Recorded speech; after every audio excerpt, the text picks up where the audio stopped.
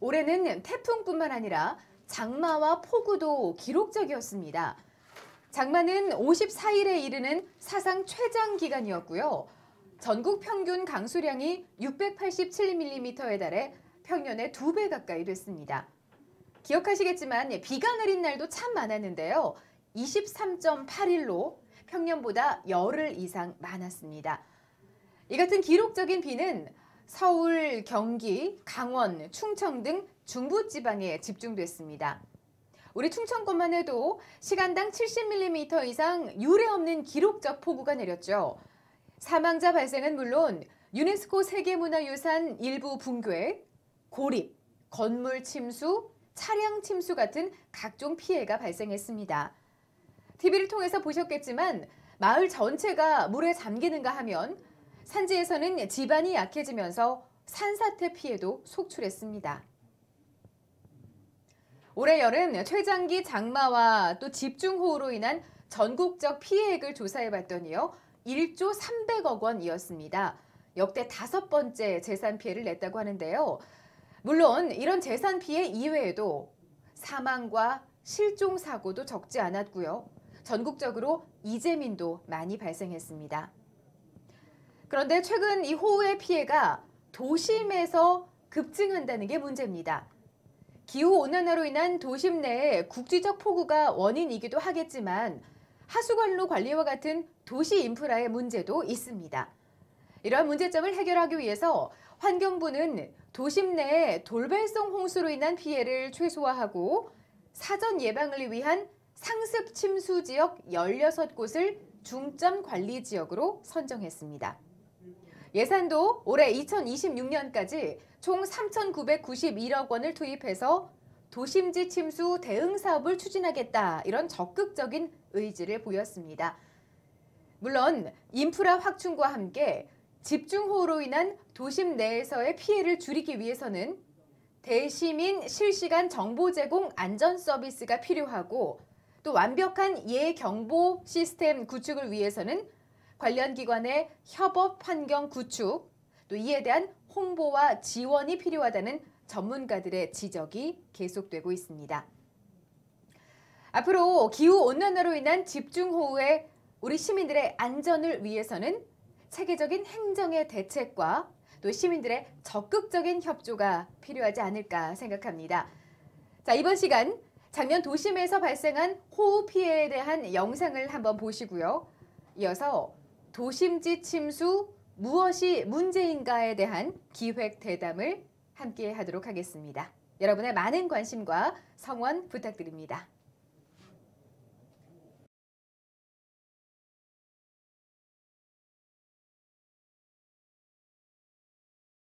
부산 지역에 내린 기록적인 집중호우로 3명이 숨지는 안타까운 사고가 났습니다. 강남역과 도림천 일대가 또 물에 잠겨 인명피해도 났습니다. 3명이 숨지거나 다치고 낙뢰와 침수로 400건이 넘는 피해 신고가 접수됐습니다.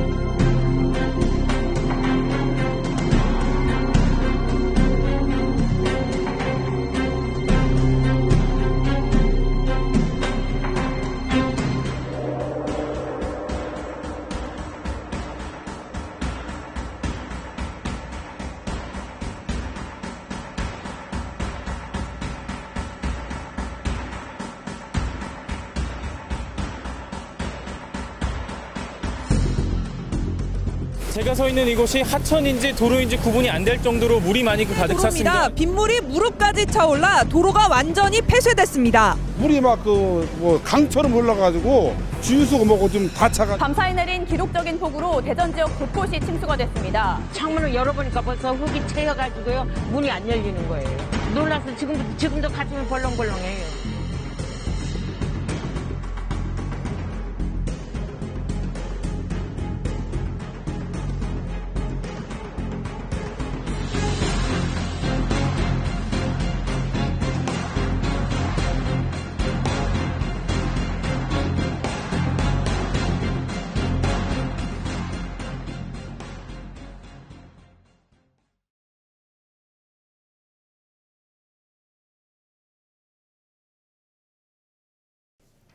여러분 안녕하십니까? 도심지 침수 무엇이 문제인가라는 주제로 기획대담의 진행을 맡은 대전대학교 이창 교수입니다. 2020년 올해 여름 대전을 비롯해서 많은 대도시들이 기록적인 폭우로 큰 침수 피해를 입었습니다. 장마전선이 이곳 도시를 휩쓸어서 이런 피해가 발생했다고 보는데요. 대전만 해도 약 200mm의 강한 비가 쏟아지면서 고립되거나 건물이 침수되고 토사가 유출된 등 피해가 잇따랐습니다. 잠깐 그때를 좀 돌려 생각해 보면 연일 계속되는 장맛비와 홍수로 인해서 하천이 범람을 했고요. 산세태 관련 안전 문자는 30분에 하나씩 계속 시민들에게 들어왔었습니다. 20분 충분히 가던 출근길도 1시간 이상 걸렸는데요. 대전의 도심의 많은 지하도로가 침수되어서 차량들이 엉키고 밀리고 빵빵거리면서 오전 출근길이 정말 난리였습니다.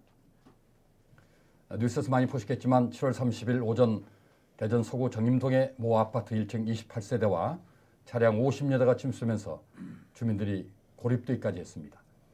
사실 도심지 침수는 꽤 오래전부터 해결해야 할 중점 과제로 여겨졌고 수많은 예산이 투입되어서 국가사업으로 추진되고 있는 상황입니다.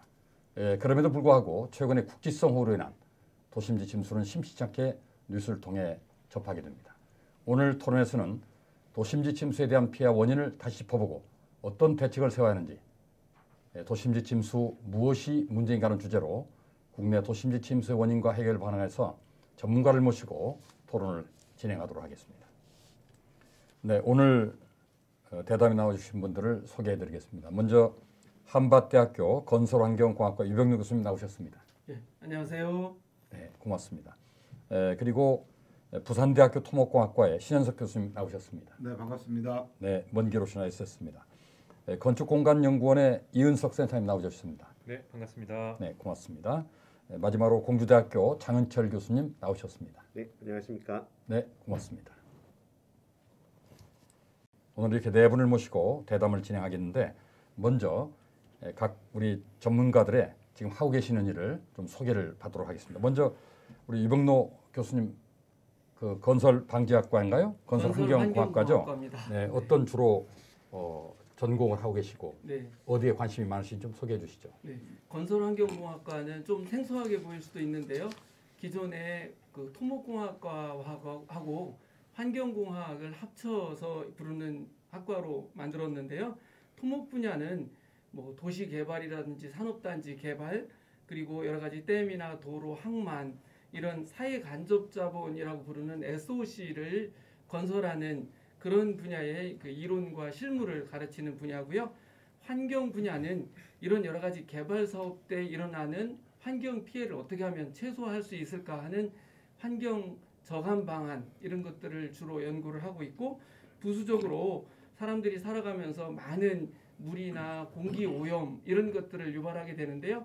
우리 생활 주변에서 일어나는 여러 가지 오염 물질들을 저감시켜서 우리가 안심하고 마실 수 있는 물, 시원하게 건강하게 호흡할 수 있는 공기, 또 주변의 쓰레기 문제를 해결하는 여러 가지 이런 일들을 주로 강의하고 있는 그런 학과입니다. 저는 그 중에서도 물의 양적, 질적 관리 분야를 담당하고 있어서 오늘 이런 토론회를 하고 있는 홍수나 가뭄 문제, 그리고 수질오염 문제 이런 부분들을 주로 연구하고 있습니다. 네, 고맙습니다. 그리고 이제 우리 부산에서 멀리 오셨는데 부산대학 신현석 교수님은 지금 하시는 전공과 또 최근에 하고 계신 일 있으면 좀 소개해 주시죠. 예, 저는 부산대학교 사회환경시스템공학부에 근무를 하고 있습니다. 학과에 대한 소개는 아마 앞에서 유병로 교수님하고 거의 동일한 그 학과 소개가 될 것 같고요. 실제로 저는 그 하천, 그다음에 수자원, 우리가 물 관리 관련된 그 전공을 하고 학생들한테도 가르치고 있고요. 지금 현재는 부산대학교 내에서 그 녹색 국토 물관리 연구소라고 해갖고 국토와 물에 대한 관리를 얼마나 우리가 친환경적으로 관리할 수 있는가라는 그 연구소 지금 소장으로 일을 하고 있고, 최근에는 제가 이제 뒤에서도 말씀드리겠지만 가장 관심 있는 분야는 우리가 기존의 물 관리 문제를 우리가 하천에서 좀 벗어나서 도시 내에서 우리가 이 도시 개발이라든가 도시 내에서 어떻게 해야 될 것인가라는 우리가 그린 인프라나 저영향 개발 분야에 대한 그 연구를 수행을 하고 있습니다. 예. 네, 고맙습니다. 그리고 이제 건축공간연구원의 이은숙 센터님은 좀 연구원이 생소한데 어떤 연구원이시고 지금 센터님 하고 계신 전공은 무엇인지 좀 소개해 주시죠. 네, 저는 그 건축공간연구원의 녹색건축센터를 맡고 있습니다. 저희 건축공간연구원은 기존에 건축도시공간연구소로 알려져 있고 저희 연구소의 약칭은 아우리라고 알려져 있습니다. 저희는 우리나라의 건축과 도시와 관련된 국가 정책을 연구하고 발굴하는 유일한 국책연구기관이고요. 저희는 국무총리실 산하에 소속되어 있습니다. 저희 연구원에서 주로 하는 분야는 우리 건축과 도시와 관련된 특히 이제 생활에 밀접한 정책들을 발굴을 하고 연구를 하는 중에 있고요. 대표적인 부분으로 이제 공공건축이라든지 한옥이라든지 그리고 이제 건축 설계와 같이 건축 서비스와 관련된 산업들에 대한 동향과 연구들을 진행을 하고 있고 특히 이제 제가 담당하고 있는 녹색건축센터는 기후변화와 관련된 건축과 도시와 관련된 정책들을 연관지어서 연구를 하고 있습니다. 최근에는 그 파리 기후협약 이후에 우리가 이제 감당해야 될 온실가스 감축에 관한 문제와 기후변화 적응에 관한 문제들을 도시와 건축적인 측면에서 어떻게 해결해야 할지 그리고 어떤 솔루션들을 내야 할지에 대한 기본적인 연구와 기초적인 연구들을 지금 진행을 하고 있고요. 최근은 이제 기후변화 탄력성과 관련된 도시 설계 방안에 관한 부분들까지도 현재 연구를 진행하고 있습니다. 네, 이상입니다. 네, 고맙습니다. 우리 장은철 교수는 공주대학교에서 주로 기상 또는 수해측 이런 것들을 많이 전공하시는 것 같은데 학과도 좀 소개해 주시고 전공을 좀 소개해 주시죠. 네, 대기과학과는 지구를 둘러싸고 있는 지구 대기에서 일어나는 거의 대부분의 현상들을 다 다루는 학문입니다. 대기과학과라고 하면은 생각보다 생소하게 생각하시는 분들이 많은데요. 그 주제를 들어보시면 또 익숙하게 많이 들어보신 내용들이 있습니다. 기후변화, 그리고 대기 환경 문제, 그리고 날씨 예측에 대한 부분들이 대기과학과에서 주로 다루는 내용들입니다. 저는 그중에서 종간기상학이라는 분야를 다루고 있는데요. 가장 전통적으로 날씨를 예측을 하는 분야라고 보실 수가 있습니다. 특히 현재 진행하고 있는 연구는 한반도에서 발생을 하는 강수 시스템들이 굉장히 다양한데요. 이 시스템들을 파악을 하고 어떤 식으로 형성이 되고 어떤 구조에서 실제로 강수가 내리는지를 과학적으로 이해를 하는 것을 우선으로 합니다. 이 이해를 바탕으로 예측성을 향상시키기 위한 연구들을 진행을 하고요. 이것을 바탕으로 또 기후 변화에 따라서 한반도의 강수 시스템이 어떻게 변화하는지를 또 파악을 하고자 합니다. 이를 위해서 저희가 사용을 하는 또 주요한 도구 중에 하나가 슈퍼컴퓨터를 이용을 한 수치 예보라는 기술을 이용을 해서 예측성을 또 판별을 하고 예측을 진행을 하는 이런 연구를 수행하고 있습니다. 네, 그럼 기상청과 많은 연계돼서 연구를 하고 계시겠네요. 네, 저희가 연구를 하면 기상청에서 수용하고 또 기상청에서 현업으로 운영하고 있는 부분들을 저희는 또 받아들여서 연구를 계속 진행하는 순환 구조를 가지고 있습니다. 네, 그렇군요. 오늘 참 최고의 전문가들을 이 자리에 모셨는데요. 자, 최근 기후 온난화 때문인지 몰라도 국지성 폭우로 인한 도심지 침수가 뉴스를 통해서 많이 나오고 있습니다. 워낙 짧은 시간에 많은 비가 내리다 보니까 지금 방제 기준 자체를 바꿔야 하지 않느냐는 그런 지적도 있습니다. 도심지 침수 원인을 살펴보기 전에 우선 도심지 침수에 대한 개념이 무엇인지 또 어떤 의미를 갖고 있는지 우리 유병록 교수님께 한번 여쭤보겠습니다. 예, 우리가 거의 여름만 되면 전국적으로 매년 홍수 피해를 겪고 있는데요. 이런 홍수 피해는 짧은 시간 안에 많은 양의 비가 내리는 소위 폭우 때문에 생기는 일들인데 크게는 두 종류가 있을 겁니다. 하나는 하천이 그 용량이 모자라서 하천이 두 개 터지거나 넘치는 범람에 의한 홍수 피해가 있을 거고요. 이런 경우는 이제 그 피해의 액수나 인명 피해 이런 것들이 굉장히 크게 나타날 건데요. 그런데 이제 도시 지역에서는 그런 하천 범람에 의한 피해보다는 대개 저지대에 물이 고여서 물이 차오르는 침수 피해가 이제 주종을 이룰 겁니다. 이런 홍수 피해가 굉장히 큰 인명과 재산 피해를 하천 범람회에서 일으키는 데 비해서 이거는 자주 일어나는 일은 아니고 이런 경우는 되게 큰 피해가 일어나는 것들은 이제 우리가 자연재해의 성격을 많이 띠고 있습니다. 그러나 도시 내부에서 물이 저지대에 차오르거나 하수 관로가 막히거나 이렇게 해서 생기는 물이 차오르는 내수 침수는 뭐 홍수처럼 막 쓸려가거나 이러지는 않지만 물이 차여서 여러 가지 우리 주변에 있는 가스라든지 수도, 도로 이런 것들이 침수돼서 쓸모없는 상태로 만들어가지고 상당히 많은 시민들에게 불편을 만드는 그런 피해들이 생기는데요. 인명피해는 좀 적게 발생한다 하더라도 재산상의 피해나 많은 시민들에게 불편을 주는 측면에서는 도심 침수가 굉장히 중요하다고 할 수 있습니다. 오늘 아마 주제로 주로 다루는 내수 침수에 의한 피해의 한 90%는 도시 지역에서 주로 발생을 합니다. 우리 대전은 도시 지역이다 보니까 이 내수 침수를 굉장히 중요한 주제로 다루고 있는데요.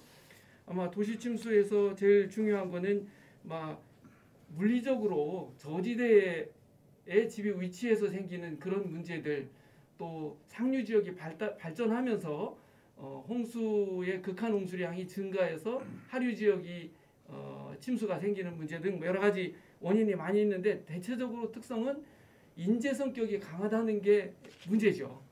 그래서 사람이 잘만 관리하면, 사전 예방적으로 관리하면 해결할 수 있는 문제들이어서 특히 우리가 관심을 갖고 이 문제를 접근해야 되지 않는가, 그런 측면에서 오늘 이 토론회의 주제도 우리가 할 수 있는 일이니까 조금 더 신경 써서 하자, 이런 의미에서 내수 침수를 굉장히 의미를 부여할 수 있지 않을까, 그렇게 생각합니다. 네, 우리 유 교수님 말씀 들으면 하천 범람보다도 오히려 내수 침수, 다시 말하면 도심지 침수에 피해가 한 90%에 되기 때문에 이 문제에 대한 대응을 잘해야겠다. 사실 우리나라 도시화율이 90%를 넘었기 때문에 대부분의 인구가 지금 도시에 살고 있거든요. 바로 그에 대한 피해 당사자들이 도시민들인데, 그럼 이은석 박사님, 최근 우리나라 그 도심 침수 현황, 네. 그리고 과제 이런 거 한번 좀 소개를 해주시죠. 지금 유병래 교수님께서 짚어주신 대로 침수 현상은 주로 이제 과거까지는 범람형 침수들이, 홍수로 일컬어지는 범람형 침수 현상들이 대다수였는데, 그동안 기반 시설들을 도시 안에서 계속 발전시켜 오면서 범람형 침수보다는 그동안 우리가 놓치고 있었던 역류성 침수, 즉 아까 말씀드렸던 내수 침수 현상들이 급증하고 있습니다. 내수 침수 같은 경우에는 범람형 홍수와 다르게 눈에 보이지 않는다라는 문제점이 있죠. 그래서 최근 이런 도시 침수에 관한 부분들이 급증세에 있다라고 볼 수가 있고요. 특히 이 역류성 침수에 관련된 부분들은 굉장히 짧은 시간 안에 발생을 하고 짧은 시간 안에 피해를 주고 짧은 시간에 사라집니다. 그렇기 때문에 우리가 언제 피해를 받았는지 모를 정도로 급속히 침수 현상이 나타났다 사라지면서 피해를 주거든요.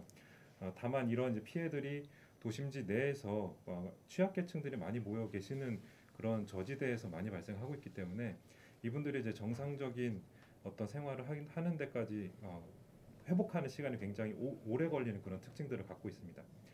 그래서 이제 이런 부분들은 앞으로 이제 기존 도시의 배수 시스템 용량에 대한 부분들을 우리가 다시 재고해야 하는 현재 상황에 와 있다라고 말씀드릴 수가 있을 것 같고요. 앞으로 이제 이런 부분들은 이제 경제적이나 인명 피해보다도 특히 이런 측면에 있어서 반지하에 사시는 분들이라든지 이런 분들이 실제 짧은 침수 시간임에도 불구하고 생명을 잃는 그런 네. 피해도 우리가 관찰할 수가 있었습니다. 네, 사실 이번 여름에 대전도 힘들었습니다만 부산도 아주 피해가 컸는데요. 한 언론 보도를 보니까 3년에 한 번씩 부산이 반복적으로 수해를 입었다, 이렇게 보도가 됐습니다. 그것도 도심에 집중됐는데, 부산에 뭐 살고 계시고 또 도시 침수를 연구해 주시는 우리 신 교수님, 그 부산 피해 상황 금년에 어떻습니까? 이번에 그냥 가장 그 대표적인 피해 상황은 지하 시설의 침수로 인한 인명 사고. 네. 이게 부산에서는 굉장히 쇼킹했습니다. 실제로 부산역 앞에 굴다리에 지하차도가 있는데 그 지하차도에 제대로 된 그 홍수 또는 침수에 대한 경보 시스템이 부족해서 예, 시민들이 차를 몰고 지하차도로 들어가서 거기서 3명 이상 사망하는 사고가 났었고, 그다음에 이제 그 부산시에서 부산 같은 경우에는 상당히 홍수나 침수에 오히려 대전보다는 더 취약한 도시입니다. 왜냐하면 우리가 홍수를 보통 얘기할 때는 우리가 태풍에 의한 홍수라든가 장마에 의한 홍수, 그다음에 실제로 보면 국지적인 집중호우에 의한 홍수, 이렇게 세 가지 정도로 나뉘는데 부산 지역 같은 경우는 바닷가에 있기 때문에 네. 태풍이라든가 장마의 영향이 굉장히 커서 거기에 대한 대비를 해왔었는데요. 특히 제가 보기에는 부산뿐만 아니라 저희가 침수를 얘기를 할 때는 우리가 최근에 일어나는 침수의 특성을 좀 한번 살펴볼 필요가 있어요. 이제 보통 세 가지로 우리가 얘기를 하는데요. 하나는 뭐냐면은 도시에서의 침수 문제는 꼭 침수된 곳에 또 침수된다라는 반복성입니다. 그 반복성이라는 것은 뭐냐면은 침수되는 곳은 딱 특징이 두 가지죠. 물이 고이는 곳이나 물이 잘 빠지지 않는 곳. 그곳은 우리가 도시관리 측면에서 충분히 이미 우리가 인식을 하고 대비할 수 있는 곳이 반복적으로 침수되는 상황들을 우리가 막지 못하고 있다라는 반복성이 있고요. 그다음에 두 번째 특징은 지역성입니다. 지역성이라는 거는 도시 침수 대책을 오늘 그 대전에 대한 도시 침수 대책을 얘기할 때 어느 도시도 똑같은 도시 침수 대책이 있을 수가 없습니다. 우리가 해안의 그 해일이라든가 하천의 홍수 문제는 비슷한 기법 갖고 대처가 되지만은 부산과 같은 해양성 도시와 대전과 같은 내륙성 도시, 그다음에 실제로 보면은 우리가 뭐 제천이라든가 이와 같은 산악성 도시의 홍수 특성이 각각 틀리기 때문에 그 지역성에 맞는 홍수 특성에 따라서 도시 침수 문제를 해결해야 된다는 그런 문제가 있고요.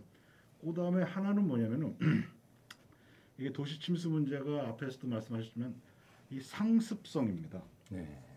그래서 이 반복성과 더불어 이게 상습성이라는 건 뭐냐면은 이 도시 침수 문제는 앞에서 유병로 교수님도 얘기하셨지만은 이게 인재와 자연재해의 중간선상에 있는 그러니까 상습적으로 우리가 인간이 기후변화나 아니면은 도시화가 계속 증가하면서 발생되는 더 커지는 이런 그 홍수량, 비가 왔을 때 일어나는 물량과 거기에 따른 그 침수 지역에 대해서 우리가 상습적으로 발생하는 인재와 그 자연재해 그 사이를 우리가 굉장히 오랫동안 무시해온 거죠.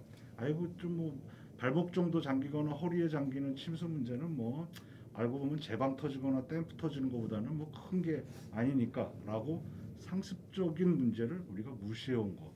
이렇게 우리가 이 도시 침수의 그 특징을 얘기할 수 있겠고, 부산 지역 같은 경우나 대전 지역 같은 경우나 이 세 가지 특성을 어떻게 파악하느냐에 따라서 그 도시의 이 도시 침수에 대한 안전망을 확충하는 데 도움이 될 거라고 생각하고 있습니다. 네, 아무래도 이제 도시 침수에 대한 어떤 그 안전 불감증 같은 것들 이런 것들이 더 피해를 심화시키고 있다 이런 말씀이네요. 네, 감사합니다. 자, 이렇게 반복되는 집중호우를 보니까 이 도시 침수의 가장 큰 원인은 기후 변화다 이런 얘기들을 많이 하는데 어떻습니까? 우리 장현철 교수는 이제 대기학과학과 교수님으로서 기후 변화가 정말 가장 중요한 도시 침수의 원인이 될까요? 저희가 이 질문을 정말 많이 받습니다. 네. 과연 지구 온난화 때문에 한반도 특히 강수가 어떻게 영향을 받았는가라는 부분을 정말 질문을 많이 받는데요. 우선 한반도 특히 여름철 강수의 특징은 연간 변동성이 굉장히 큽니다. 그러니까 올해 장마 기간에 비가 굉장히 많이 왔다고 해서 다들 그러면 이제 이미 기후가 변해서 한반도 여름철 강수가 많아졌다라고 생각을 하거나 추정을 하는데 또 그 다음 해가 되면은 굉장히 강수량이 줄어드는, 그러니까 연간 변동성이 굉장히 큰 특징을 가지고 있습니다. 그렇기 때문에 지구 온난화는 일정하게 온도가 계속 올라가고 있는 현상이지만 한반도 강수는 연간 변동이 굉장히 크기 때문에 저희가 단편적으로 한반도가 지구 온난화의 영향을 받아서 뭐 강수량이 늘었다라고 이야기를 하기는 사실 굉장히 어렵습니다. 그런데 그 가운데에서 저희가 1960년도부터 현재까지 기상청 관측소의 강수량들을 분석을 해보면 의미 있는 결과가 하나가 있는데, 우선 강수 총량은 여름에 강수 총량은 뚜렷하게 늘었다라고 이야기를 통계적으로 유의미하게 하기는 어렵습니다. 그런데 저희가 집중호우라고 이야기를 하는 시간당 30mm 이상 강수, 집중호우 발생 빈도를 분석을 해보면 통계적 유의 수준 95% 수준에서 60년대보다 현재가 거의 2배 수준으로 증가를 했습니다. 즉 강수가 양이 늘진 않았지만 한 번 올 때 많이 내리는 형태로 그 형태가 변화를 하고 있다라는 부분은 저희가 통계 자료를 통해서 이야기를 할 수 있는 부분입니다. 아직 명확하게 지구온난화에 대해서는 저희가 뭐라고 명확하게 단정지어서 얘기를 하기는 어렵지만 연구 결과를 통해서 하나 제시를 하고 있는 게 어떤 부분이 있냐면 우리나라 서해하고 동해의 해수면 온도 증가 그 정도는 전 세계 해역 중에서도 굉장히 빠르게 온도가 올라가고 있는 해역입니다. 잘 많이 안 알려져 있기는 한데요. 그렇기 때문에 우리나라에는 강수 시스템이 서해를 통과해서 들어오는 시스템들이 또 많기 때문에 이 서해의 해수면 온도가 증가를 하게 되면 똑같은 강수 시스템이 들어오더라도 바닥이 따뜻하기 때문에 똑같은 강수가 들어와도 대류성으로 즉 소나기의 형태로 강수가 내리는 형태로 발달을 하기가 굉장히 쉽습니다. 그렇기 때문에 이런 한반도 주변 해역의 해수면 온도 증가, 지구 온난화로 인한 해수욕의 온도 증가가 강수의 형태가 조금 더 소나기성으로 집중호우의 형태로 바꾸는 데 기여하고 있다라고 저희 연구 결과로 제시를 한 바가 있습니다. 네, 그렇군요. 아무래도 기후 변화가 적지 않은 영향을 미치고 있다 이렇게 우리가 볼 수 있겠네요. 네.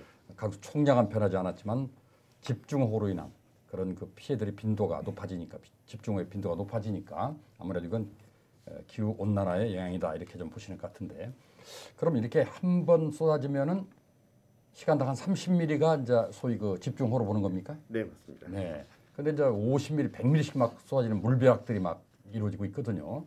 이런 현상이 우리나라만 그런지 아니면 다른 나라도 이런 비슷한 양상을 보이는지 이은석 박사님 연구를 많이 하셨으니까 좀 소개 좀 해주시죠.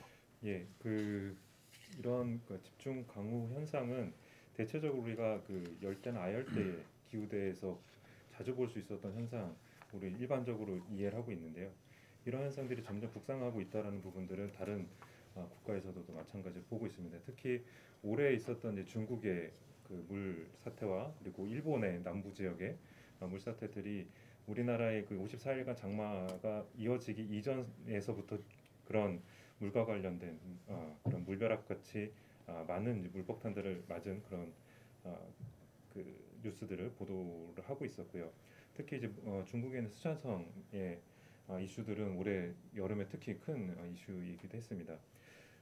이런 부분들은 이제 앞서 그 교수님께서 말씀해 주신 것처럼 빈도수들이 점점 증가하고 있는 추세가 되고 있고요. 특히 2010년도에 우리 서울에서 있었던 우면산 산사태가 있었던 지역 그 당시에만 하더라도 특정 지역에만 이런 물폭탄 수준의 집중호우들이 간헐적으로 일어났기 때문에 그런 우리가 재현상도 경험했었다라고 말씀드릴 수 있겠습니다. 네, 그 아열대 기후의 그 소위 동남아 지역 스콜 이런 것과는 또 이 집중호우가 좀 다르겠죠? 성격은 다르습니다. 네, 완전히 좀 다르겠죠. 네, 자 어쨌든 본격적으로 도심지 침수 피해 형태와 원인에 대해서 논의해 보겠습니다. 이 갑작스런 폭우 때문에 안전하다고 웃겼던 이 도시가 이제는 아주 불안전해졌는데요. 또 인명이 피해를 입고 있습니다. 피해 형태가 여러 가지 다양할 텐데요. 구체적으로 어떤 피해가 있는지 대전과 부산의 형태는 다를 것 같기 때문에 먼저 유병로 교수님에게 대전에서는 피해 형태가 어떻게 나타나는지 한번 좀 설명을 해주시죠. 네, 아까 신현석 교수님 부산 실정을 얘기를 해주셨는데요. 부산은 산지도 있고 또 바닷물이 만조대 밀려 들어오고 뭐 이런 지형적인 특성이 있는데 그런 면에서 보면 대전은 3대 하천이 있어서 하천 밀도가 높아서 물이 좀 잘 빠져나가서 그렇죠. 하천 범람에 의한 피해는 좀 훨씬 유리한 것 같아요. 우리가 더 피해 여건이. 그리고 또 지금 3대 하천이 전부 다 국가하천으로 되어 있고 200년 빈도 홍수위로 설계되어 있어서 제가 생각하기에는 우리 3대 하천 범람에 의한 영향은 막 이렇게 크지는 않지 않겠나 그렇게 생각합니다. 그래서 대전에서는 주로 문제가 생기는 거는 역시 그 내수 침수에 의한 영향이 클 것이다 이렇게 보고 있고요. 우리 전국적으로도 보면 내수 침수의 원인으로 가장 큰 것은 이제 저지대에 물이 차올라서 피해가 일어나는 게 이제 22%로 전국적으로도 제일 높고요. 또 펌핑장이나 이런 걸 통해서 배수를 제대로 못해서 생기는 문제가 한 14%. 그리고 하천의 수위 상승 때문에 이 작은 실개천에 있는 물이 하천으로 빠져나가지 못하는 배수 분량이 14%.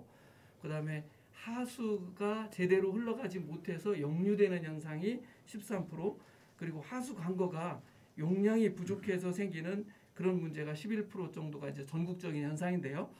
대전은 그 중에서도 주로 많은 분야가 그 상습 침수 지역, 저지대가 있는 게 아마 대전의 특징이고, 또 일부 이제 우수 배제를 빗물 펌프장 같은 데가 제대로 가동을 못해서 뭐 고장이 난다거나 관리 부실로 물이 배수를 못하는 문제, 또 아주 태생적으로 약간 도시를 건설할 때 이게 평탄지인데 물을 빼낼 수 있는 그 하수관거가 좀 애초부터 용량이 좀 부족한 지역, 이런 부분들이 이제 대전의 대표적인 그런 문제라고 보여집니다.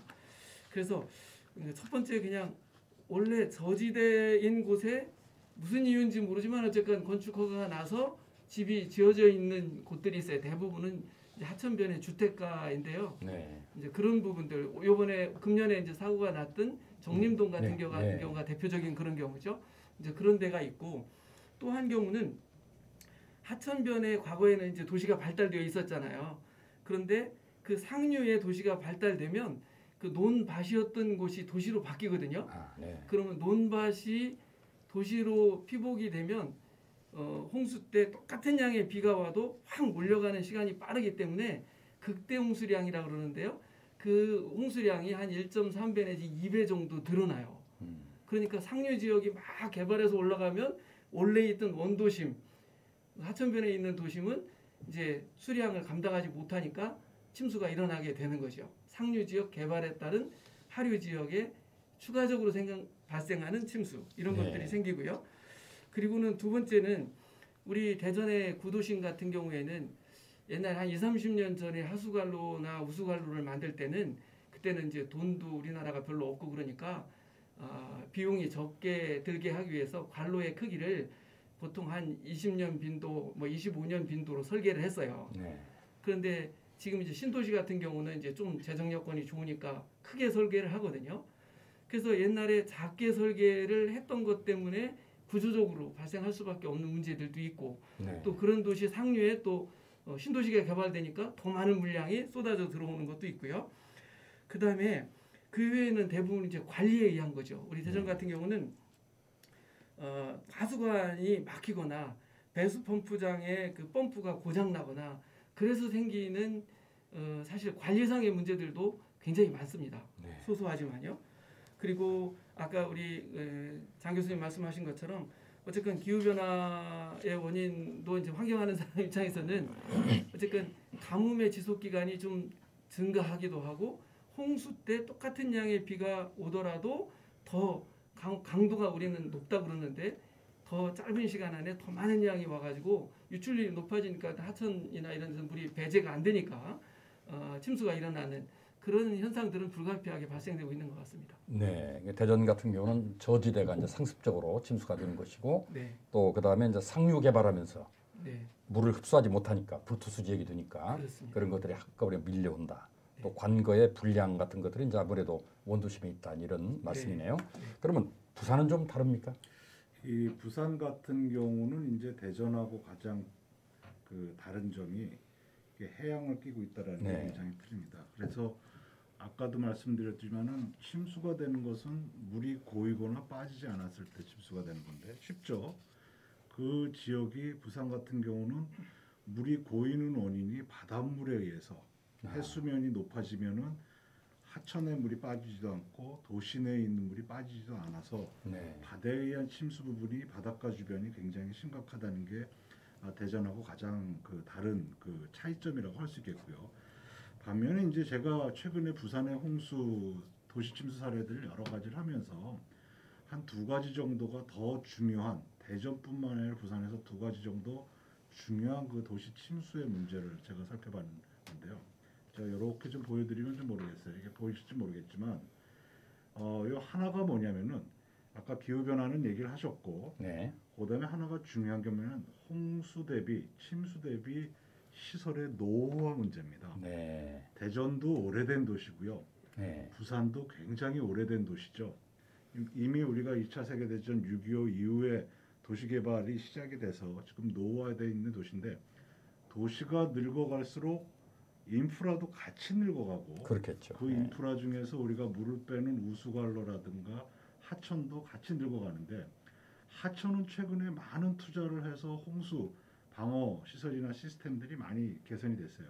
그런 반면에 도시 안에 정작 침수가 되는 우수관로라든가 펌프장이라든가 아니면 우리가 도로에 있으면 도로의 배수구라든가 이런 것들은 전혀 개선이 되지 않고 그다음에 또 굉장히 작은 규모로 설치가 됐기 때문에 이와 같은 시설에 대한 노후화 문제가 하나 있고 네. 그다음에 이제 제가 두 번째로 좀 하나 더 보고 싶은 거는 부산도 마찬가지인데 도시 난개발입니다. 네.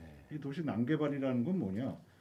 도시에서 우리가 그 도시에 지금 그 도시 침수 문제만 얘기하는데 침수가 되는 물은 어디서 오냐면은 도시 안에서 오거든요. 도시 안에 비가 오면은 옛날에 산 같으면은 빗물이 다 땅속으로 한 반은 들어갔는데 그렇죠. 그게 다 아스팔트가 되고 콘크리트가 되고 난개발을 하면서 정작 도시 안에서 비가 똑같은 100mm가 와도 과거에는 50만 하천으로 가고 침수가 됐는데 네. 지금 100이 오면은 80, 90이 하천으로도 가고 또 그다음에 도시 곳곳에 움푹움푹 파인 곳에 침수를 일으키는 건단 말이죠.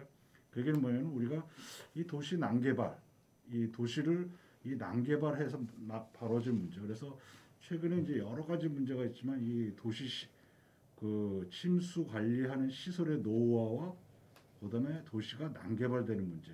이것도 기후 변화 문제와 함께 굉장히 지금 중요한 도시 침수의 문제라고 생각을 하고 그건 대전이 오히려 또 대전도 뭐 난개발이 굉장히 심한 것이고요. 부산도 마찬가지고 제가 보기에는 이제 그런 문제점들이 앞으로 좀 많이 두각이 될 거라고 생각하고 있습니다. 네, 부산은 물론 해양 도시이기 때문에 우리가 좀 다른 점은 있지만은 공통적으로 소위 그 인프라의 그 노후화 이것들이 가져오는 문제, 또 난개발들이 함부로 이루어지면서 결국 물이 50% 정도는 적어도 스며들어야 되는데 전부 다 하천으로 흘러가는 거죠. 예. 이러면서 이제 또 고이고 침수원이다 그런 말씀을 주셨습니다. 자, 말씀 속에서도 나왔습니다만은 소개 영상에서도 우리가 보듯이 지하차도경 참수에 특히 취약합니다. 이번에 부산 지하차도에 3명이 사망하는 불행한 일이 있었는데요. 하루가 다르게 기술이 발달하면서도 이런 지하차도 침수의 위협성을 제대로 우리가 해결하지 못하고 있는데 대전은 특히 지하차도가 많은 도시입니다. 왜냐하면 철도 도시이기 때문에 굴다리가 많고 또 최근에 지하차도 많이 만들어졌는데 이 대전도 정말 위험하다는 생각이 드는데 이은석 박사님께서는 이런 지하차도 위험성 어떻게 보시는지요? 지하차도가 만들어진 이유들은 그 교통에 관한 편리성을 추구하기 위해 지하차도들을 많이 만들어 놨다고 생각을 합니다. 근데 이제 침수가 됐을 때의 지하차도 위험성은 흙탕물로 가득 찬 지하차도에 수심을 알 수 없는 그런 현상, 그리고 갑자기 어두운 그 바깥보다 굉장히 어두운 환경을 갖고 있기 때문에 운전자로 하여금 그 지하차도를 만났을 때 어떻게 대처해야 될지 모르는 그런 환경이 갑작스럽게 나타날 수 있다라는 것이죠. 하지만 이 지하차도를 그 도시 안에서 처음 이제 만들 때부터 이런 환경적인 측면에 있어서 접근보다는 교통류의 해소 측면에 있어서 이 지하차도들을 굉장히 많이 만들어놨기 때문에 오히려 지금 이 변화하고 있는 환경 속에서 지하차도가 갖고 있는 여러 가지 환경적 개선 문제점들이 최근 들어서 이렇게 홍수를 통해서 부각되고 있다고 생각을 합니다.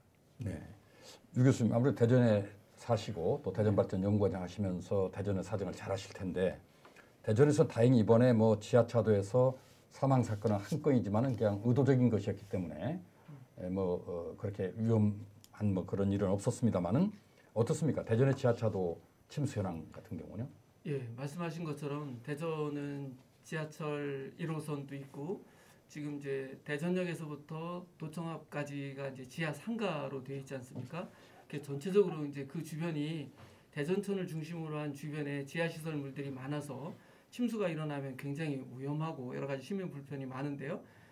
하나 저는 개인적으로 지하 상가 이렇게 얘기하니까 굉장히 이렇게 좀 저기한 그런 생각이 납니다. 한 가지는 뭐냐면 한 10년 전에 우리가 동양백화점하고 중앙대파트, 홍명상가하고 중앙대파트 철거를 했잖아요. 그렇습니다.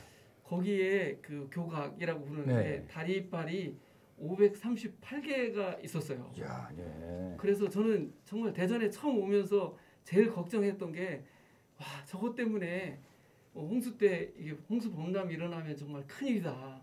그런 생각을 했었는데요. 그것 때문에 평상시에 홍수가 났을 때 한 50cm에서 1m 이상 수위를 상승시키는 요인이 됐었거든요. 네네. 2018년도에 우리 대전에 굉장히 비가 많이 왔을 때 그때 같은 경우 저는 그때 그런 시설이 있었다면 정말 대전이 얼마나 조마조마했을까. 네. 그런 생각인데 참 다행스럽게 생각하고요. 철거를 예를 들면 그런 식으로 우리 하천을 넘치게 되면 우리 대전에 있는 뭐 지하 시설들은 거의 다 잠긴다고 봐야 되지 않겠습니까? 네. 이제 그런 문제들이 있어서 정말 철저하게 관리를 해야 되는 구간이고요. 근데 그거보다도 더 중요한 거는 우리 대전에 뭐 이렇게 과거에는 고가로 만들었던 차도들을 이제 미관이 좋지 않다 그래서 경관상 다 지하로 이제 설계를 주로 했지 않습니까? 그래서 네. 지하 차도가 굉장히 많은데 지하 차도마다 밑에 보면 이제 물을 배제하는 그 펌프 시설이 있어요. 네. 근데 그게 조금만 비정상으로 가동하면 지하에 물이 바로 차오르거든요. 그렇겠죠. 근데 이제 운전하시는 분들은 지하차도 속을 모르고 들어가니까 들어가서 물에 딱 접하게 되면 그냥 무방비로 쓸 수밖에 없는 거거든요. 네. 그럼 뒤에 있는 차들은 막 줄줄이 다 갖다 들이박는 거예요. 그럼 앞에 있는 차들이 물속에 그냥 다 막 수장되는 거니까 지하차도 침수 문제는 정말 굉장히 엄격하게 관리하지 않으면 굉장히 대형 사고가 일어날 수 있습니다. 우리 올해도 보면 한밭 지하차도하고 만년 지하차도 통제했던 경험이 있는데요. 아마 이런 부분들은 우리가 사전에 미리 예측하고 관리만 한다면 사람들에게 굉장히 인명이나 재산상 피해도 줄이고 시민들에게 안전한 우회로를 좀 확보해서 시민들에게 편의를 충분히 제공할 수 있는 분야라고 생각됩니다. 네. 그래서 우리 지금 아마 우리 그 연구진도 아마 그런 연구를 많이 하시는 걸로 알고 있는데요. 아마 대전이 선제적으로 그런 지하차도, 저지대, 지하 시설물들에 대한 사전 예보 이런 것들이 정말 중요한 시점이 아닌가 생각합니다. 네. 부산에서 이번에 3명이나 사망 사고 났단 말이죠. 부산도 지하차도가 많고 그렇습니까? 아, 그렇죠. 우리나라 어느 도시나 마찬가지지만 부산 같은 경우도 해안 지역은 대부분 매립지입니다. 그렇죠. 네. 매립지니까 그곳에 우리가 평지에 어떻게 뭐 그 도로를 만들거나 2차선 복선도로를 만들 때는 이 지하차도를 계획할 수밖에 없거든요. 그래서 여러분들이 잘 아시는 부산에 제일 좋아하는 곳이 센텀, 해운대. 그렇습니다. 네. 그 앞에 보면 이제 그 높은 50층, 100층 빌딩들이 있는 곳이 다 매립지입니다. 네. 그리고 근데 거기가 해운대 센텀 지구가 가장 침수가 많이 나고 항상 홍수 피해가 나는 곳이에요. 네. 아이러니하게도 서울의 강남도 그렇고 대전도 비슷할 수도 있는데 새로 만든 도시가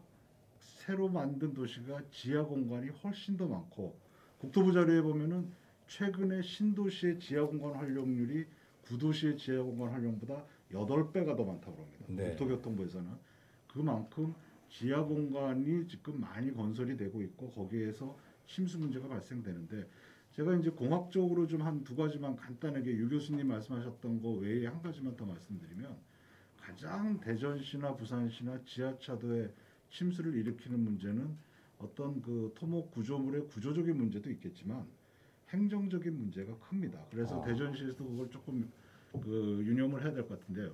그게 어떤 행정적인 문제냐? 지하차도를 건설하고 설계하는 거는 도로기술자가 해요. 대전시 도로계획과에서 합니다. 네. 근데 반면에 지하차도에 침수 문제가 일어나갖고 대처하는 거는 대전시의 하천과나 아니면은 환경과에서 해요. 그렇습니다. 네. 결국은 뭐냐면은 도로계획과 그다음에 지하차도 침수 문제가 어떤 지자체 중간에 우리나라에서도 별도로 운영이 되고 계획이 되기 때문에 지하차도를 만들 때 침수 문제를 도로계획과에서 고려를 안 하고 있고 침수를 고려할 때 도로의 시스템을 고려하지 않는 것. 결국은 이와 같은 지하차도 문제나 도시 침수 문제는 어떤 분야 간에 서로 벽을 깨는 그런 그 행정 시스템의 개편이 가장 필요하다라는 게 최근에 부산에서도 제기되고 있는 중요한 문제 중에 하나입니다. 네, 그렇군요. 유 교수님, 그 최근에 이제 기술 지원 그런 도시 침수 지하차도의 예방을 위한 기술 지원 사업에 지금 참여하고 계시지 않습니까? 전문가로. 그럼 미리 좀 예보를 할 수 있는 센서가 있어서 지하차도에 물이 어느 정도 차면은 차가 못 들어가게 하는 뭐 센서 같은 거 없습니까? 있습니다. 지금 뒤에도 말씀드리려고 했었는데요.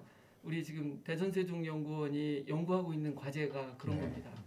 우리가 사전에 관리만 잘하면 충분히 시민들에게 많은 편리함을 제공할 수 있도록 하기 위해서 지금 이제 시범적으로 지금 행안부의 지원을 받아서 대전시하고 대전세종연구원이 도심지 침수 대응을 어떻게 스마트하게 할 건가에 대한 연구를 하고 있는데요. 그 연구의 중요한 내용들을 보면 우선은 지하차도나 이런 지하시설물에 센서나 카메라를 이용해서 사전에 물이 차오르거나 이런 문제들을 모니터링하고 또 기상청이나 대전시가 가지고 있는 여러 가지 기상 측정 장비를 통해서 또 인공위성 자료 이런 걸 통해서 홍수가 나면 어느 정도 물이 차오를 건가를 예측하는 시스템, 또 그런 지하차도나 지하시설물에 센서나 카메라를 달아서 차오르는 상태를 모니터링하고 그걸 가지고 컴퓨터 시뮬레이션을 통해서 앞으로 얼마 후면 어떻게 바뀔 건가 하는 거를 모의하는 그런 시스템을 만들고요. 이제 그거를 기화로 해서 어느 지하차도가 이제 좀 물에 잠길 것 같다, 어느 정도 잠겼다. 그러면 그거를 관련 기관 또 특히 우리 이제 시민들이 교통에서 제일 예민한 거는 우리 ITS 시설이 우리 대전이 잘 돼 있잖아요. 교통관제 시스템이 이제 그런 것들을 자동으로 연계하도록 하는 그런 시스템. 또 하나는 우리 시민들이 늘 이제 자동차 타면 우리 내비게이션 으로 다 운전을 하잖아요. 그 내비게이션 정보 시스템에 그런 데이터를 줘서 아예 모든 자동차의 내비게이션이 실시간으로 필요한 우회도로로 이렇게 안내할 수 있도록 그런 시스템도 만들고 특히 우리 시민들이 자기 주변에서 일어나는 여러 가지 도심에서의 침수 피해나 홍수 재난에 관련해서 문자 메시지나 이런 걸 받을 수 있도록 아주 굉장히 첨단화된 시스템을 연구를 하고 있습니다. 네, 그 결과가 스마트한 관리가 잘 이루길 바라고 또 우리 신 교수님 지적한 것처럼 행정 부서들의 어떤 서로 협업 매우 중요한 것 지적을 해주셨습니다. 자, 장은철 교수님, 물론 이제 이 피해 도심 침수의 원인이 여러 가지가 있겠습니다만은 뭐 기후 변화에 따른 국지성 집중호우라든지 또는 지형적인 이유, 아무래도 산이라든지 해양 뭐 이런 부분요, 또 배수구의 쓰레기 막힘, 또 우리 불투수 면적의 확대 뭐 이런 것들이 있지만 서울 강남 같은 경우는 우리가 안전한 곳이다 이렇게 생각하는데 불구하고 가끔 서울 강남의 그 침수되는 현상들을 발생한 화면을 통해 본단 말이죠. 그 원인은 어디 있다고 생각이 되십니까? 네, 앞에서 교수님들 말씀해 주신 것처럼 도시 내에서 강수가 내렸을 때 이제 어떻게 가는가라는 부분은 사실 제 전문 분야는 아니라서 강수 자체에만 집중을 해서 분석을 해보면요. 장기간 동안 한반도에 내리는 강수를 기후 통계를 기반으로 해서 지도를 그려보면 굉장히 뚜렷하게 남해안을 중심으로 한 남부 지역 그리고 서울, 경기를 중심으로 한 중부 지역에 굉장히 뚜렷하게 강수량이 집중되어 있는 것을 볼 수가 있습니다. 남부 지역 같으면은 사실 신현석 교수님께서 말씀해 주신 것처럼 굉장히 여러 가지 이유가 있는데요. 그 중에 대표적인 게 남쪽에서 강수가 북상을 할 때 바다는 마찰이 적고 육지는 마찰이 큽니다. 그렇기 때문에 남풍에 의해서 강수가 접근을 하면은 육지로 올라왔을 때에 먼저 전진하고 있던 강수대가 브레이크가 걸리는 것 같은 마치 뒤에서 이렇게 밀어붙이기 때문에 압축이 되는 것 같은 효과라서 해안에 주로 이제 강수가 몰려들게 되는데 센텀시티 얘기를 해주시기도 했는데 사실 그게 기상학적으로도 연관이 있는 게 건물이나 산악이 있으면은 지면 거칠기 길이라고 하는 마찰 요소가 커지기 때문에 감속의 효과는 더 커집니다. 그렇기 때문에 건물이 많은 쪽에서는 또 집중적으로 강수가 발생할 수 있는 요인이 있습니다. 서울은 이제 이런 요인과 비슷하게 좀 몇 가지가 더 있는데요. 첫 번째는 도시화에 대한 영향이 있습니다. 서울이 또 워낙 큰 도시이다 보니까 일반적인 토양이나 아니면은 식생들이 있는 경우와 그리고 콘크리트나 이런 인공적인 구조물들을 비교를 해보면은 구조물들이 열을 담을 수 있는 열 용량이 굉장히 큽니다.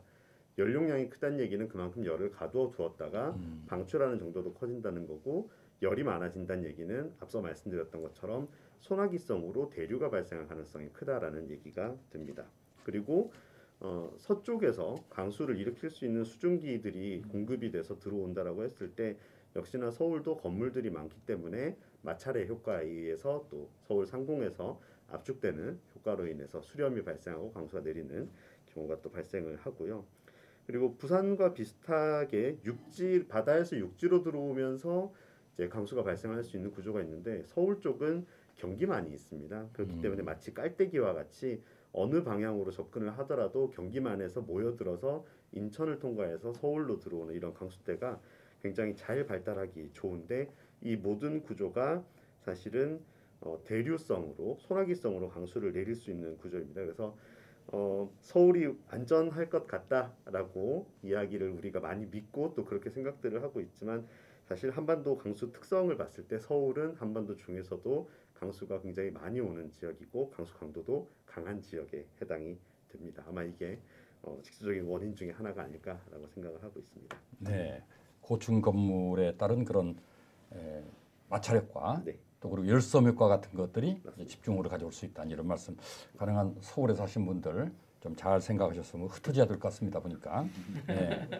유 교수님, 그 대전은 정말 살기 좋다라고 할 때 자연재해가 없기 때문에 살기 좋다 그런 말 하지 않습니까? 네. 그런데 지금 최근에 2005년인가에 폭설이 한 번 내리고 이번에 침수도 되고 3년 전에 전민동인가 이렇게 침수했던 것들이 있는데 그 원인 어떤 것들이 이었다고 생각하십니까? 대전은 아까도 말씀드렸지만 이제 정림동이나 원신흥동 이런 데처럼 애초부터 좀 저지대에 주택이 지어져 있는 그런 이제 상습 침수 지역 이런 부분들은 사실 뭐 아파트나 뭐 주택들이 많이 들어있기 때문에 이제 지금은 배수 펌프장을 통해서 빗물이 오면 이제 펌프로 이제 퍼내는 그런 형식으로 하다 보니까 사실은 굉장히 어렵습니다. 한계가 있고요. 그래서 사실 그런 지역은 전체적으로 좀 리모델링하는 도시 재구조화 사업 이런 것들이 필요한데 돈이 워낙 많이 들으니까 지자체 입장에서는 손대기가 사실 어렵고요. 그 다음에는 이제 우리 그 정림동이나 구암동이나 장대동이나 전민동, 도룡동, 화암사거리, 원촌사거리 이런 데들도 늘 그 도로변 침수가 일어나거든요. 그건 주택 침수는 많이 일어나지는 않는데요. 도로가 설계를 할 때 주변 지역보다 좀 낮게 설계되어 있다 보니까 도로변으로 물이 급격하게 몰려들어서 배수가 안 되는 시설들이 있어서 도로 침수가 좀 많이 일어나서 시민 불편을 주고 있는데요. 이런 데도 별도의 관로를 하나 더 만들거나 아니면 빗물 펌프장 같은 걸 만들어서 이제 배제를 시켜야 되는데 그런 것들도 비교적 이제 돈이 많이 드는 사업이긴 해요. 근데 그렇지만 그거는 뭐 도시를 재구조화하기 전에는 어쩔 수 있고라도 꼭 해야 되는 사업이라고 생각이 되는데요. 그런 상습 침수 지역이 있고요. 그보다 더 이제 시민들을 짜증나게 하는 거는 시설들이 노후화되거나 또 펌프가 고장나서 가동이 안 돼서 피해를 보는 경우 이거는 정말 시민들에게서는 참을 수 없는 일이잖아요. 그래서 그런 것들을 좀 예산을 좀 많이 투입해서 상시 점검을 하고 좀 언제 사실은 이런 게 일어날지는 모르지 않습니까? 보통 이런 큰 재해라는 거는 뭐 5년에 한 번, 10년에 한 번 정도 올까 말까 하는 일이다 보니까 사실 평상시에 늘 예산을 확보해서 하는 거 어렵거든요. 그렇지만 이제 우리가 안전함을 되게 굉장히 중요하게 생각하는 상황이 됐기 때문에 그런 부분들을 더 잘 관리해야 될 것 같고요. 특히 이제 우리 국민들이 다 겪는 거지만 이 홍수와 같은 자연재해 때문에 생기는 일들은 그런 재해가 생기면 막 국민 성금도 모아서 막 이렇게 여러 가지 구호도 하고 이렇게 해요. 근데 그때를 넘기면 예산철가 서너 달만 지나도 예산에 그걸 확보하지 못하는 상황이 생기고요. 특히 우리나라의 그 재해 관련 예산은 상시 예산으로 되지 않고요. 사후 예산으로 관리를 해요. 그러니까 피해가 나면 그 다음에 추경이나 뭐 다른 예산을 통해서 해결하는 방식으로 그렇게 하니까 사전 예방적으로 일을 끌고 가기가 좀 어려운 거죠. 그래서 이런 부분에 좀 국민들도 좀 관심을 많이 가져야 되고 아무래도 이제 그 정부에서는 관심을 좀 적게 받는 이유가 워낙 많은 돈이 들어가고 또 하나는 언제 일어날지 모르는 그 빈도가 자주 일어나는 게 아니라는 점 또 하나는 이런 예산을 예측할 수 없는 예산을 예비비 형태로 묶어놓을 수 없는 우리 예산회계 제도 이런 것들이 문제예요. 그래서 재난에 관련하는 예산은 좀 별도의 버짓으로 좀 마련해 놨다가 전국적으로 국가적인 예산으로 필요할 때마다 이렇게 쓸 수 있도록 그렇게 하면 좋겠다는 생각이고, 하여튼 우리 국민들이 이 재난에 관련하는 지역들이 어쨌든 피해가 일어나는 지역은 국가적인 이슈를 하더라도 적은 지역이잖아요. 그러니까 정치인들은 거기에 표가 얼마 안 되니까 그냥 잃어버리고 말아요. 근데 우리 국민 모두가 함께 오랫동안 지속적으로 관심을 가져줘야 이런 문제가 근본적으로 해결되지 않을까 그렇게 생각합니다. 네, 고맙습니다. 자, 이은석 박사님, 지금 유 교수님 말씀 들으니까 이런 그 뭐 전민동에 이런 지역의 이제 침수 원인이 빗물 배제 능력이 부족했다 이렇게 말씀을 주셨군요. 그러니까 하수 관거를 좀 개선하는 게 참 중요한데 대전 민선 7기 들어서면서 뭐 한 7천억을 투입해서 하수 관로를 정비하겠다 이렇게 하고 있는데 노후 관로 한 70%까지 된다면서요? 지금 어떻게 진행되고 있습니까? 제가 이제 대전시 전까지는 깊이 있게 정책적으로 관여하고 있지 않기 때문에 이런 뭐 구체적인 어떤 화수 관거에 관한 예산 집행에 관한 문제라든지 이런 부분까지는 제가 깊이 있게 아는 바는 없습니다. 다만 이제 이 노후 하수 관거에 관한 구조적인 문제는 특별하게 우리가 노후도와 그 배수할 수 있는 능력이 과거의 기준에 의해서 만들어진 상태가 그대로 유지되고 있기 때문에 갖고 있는 어떤 태생적 한계를 이제 오래된 도시일수록 갖고 있다라는 문제가 있는 것이고요. 그래서 이제 최근에는 이제 새로운 기법으로서 이제 저영향 개발 기법들이 제안이 되고 있습니다. 그래서 기존에 있는 하수 광고를 뜯어서 새로운 하수 광고를 묻는 데 들어가는 비용 대비 저영향 개발은 기존에 있는 그 불투수 면적들을 개선을 시켜서 하수 광고로 유입되는 물의 총량 자체를 사전에 토양으로 침투를 시킬 수 있게끔 만드는 개발 기법들이거든요.